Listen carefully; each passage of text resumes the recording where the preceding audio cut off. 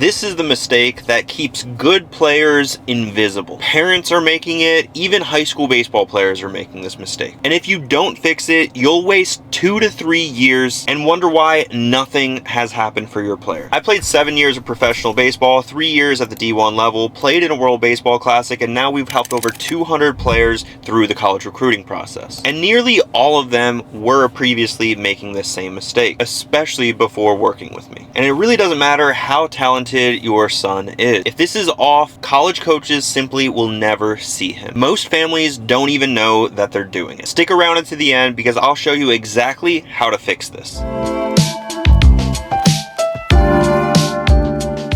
Now let's talk about what this mistake is. Well, a lot of families and parents treat the whole college recruiting process like it's a lottery. And no, it's not a lottery. Obviously, the ones that get that opportunity to be able to play college baseball prepare the right way. Some families or players are hoping and praying that their highlight video goes viral on social media, or simply putting a ton of trust into your travel ball or high school coaches. And if you think someone else is going to handle it, it simply won't happen. And speaking from experience, guys, I went through the college recruiting process. I landed multiple D1 offers, and I got the opportunity to choose where I wanted to play college baseball, which was an unbelievable experience. But it did not happen by chance. And it didn't happen by me being on my heels or sitting on the bench, hoping that my travel ball or high school coach are going to initiate the conversations with these college coaches. Now, without a doubt, these college coaches will hit up your high school and travel ball coaches, and your high school and travel ball coaches will answer the phone when these college coaches call. But to expect these high school and travel ball coaches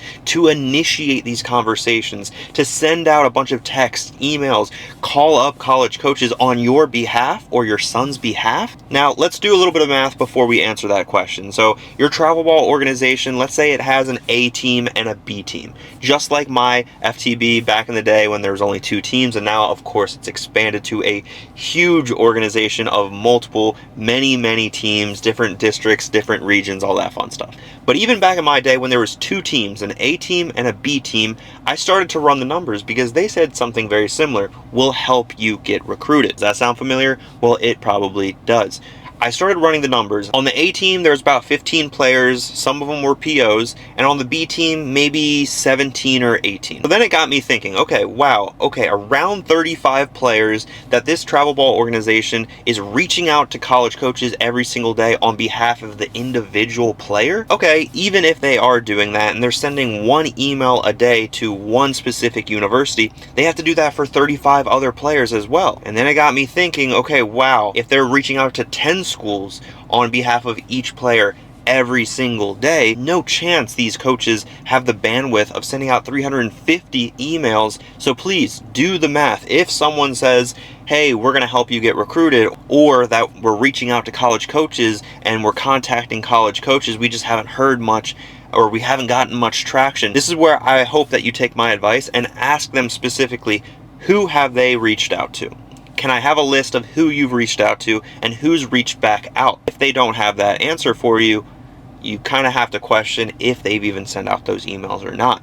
If they say, yeah, we'll get it to you, expect it for the next day, expect it later in the night, right? Because ideally it shouldn't take that long to compile that list of who they've already reached out to.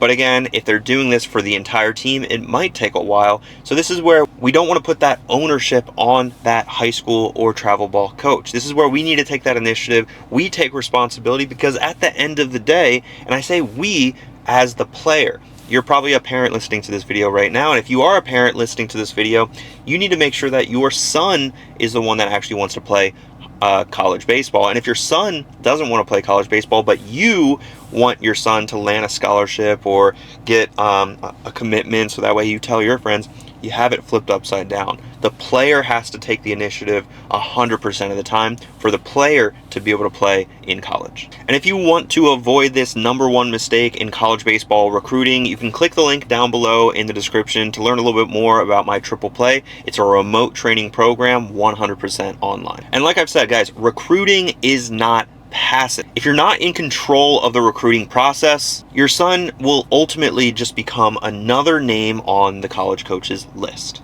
College coaches are no longer looking for talent alone. They're looking for that clarity on who your son is, what he brings to the table, the professionalism, the responsibility, the accountability, the ownership of actually reaching out to these college coaches themselves. And a lot of families send highlight videos wrong, send emails to these college coaches in the wrong way, write a whole book in their email and don't include the key metrics, the key stats, the highlight video, the profiles. We don't include any of that.